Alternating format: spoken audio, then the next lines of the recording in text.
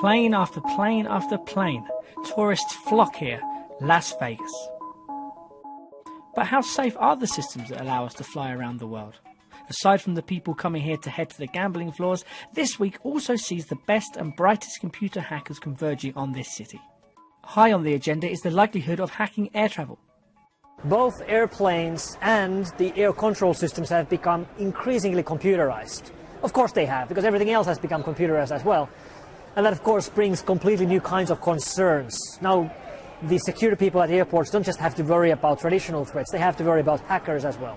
One of the most eagerly anticipated talks was from Billy Rios, a researcher who says weaknesses in airport security are commonplace.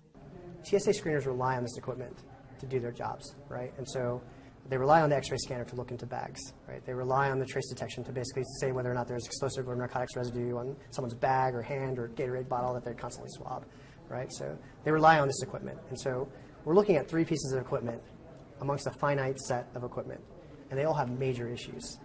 However, makers of airport technology have disputed Mr. Rios' claims and say there's no need to worry.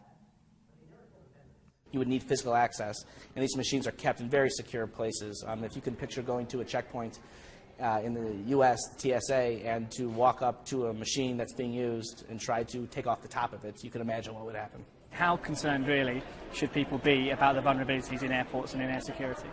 One reason why there's so much talk about airplane and airport security is that the risks are so high and so concrete. If something bad happens, people die. However, hackers aren't really interested in crashing planes.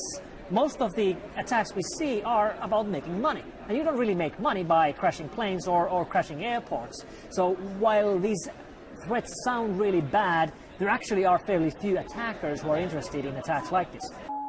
Not a particularly reassuring message. With safety in the air becoming a growing concern for the world's travellers, those responsible for keeping us safe will no doubt face even more pressure to make sure those outdated systems are not putting us at risk. Dave Lee, BBC News, Las Vegas.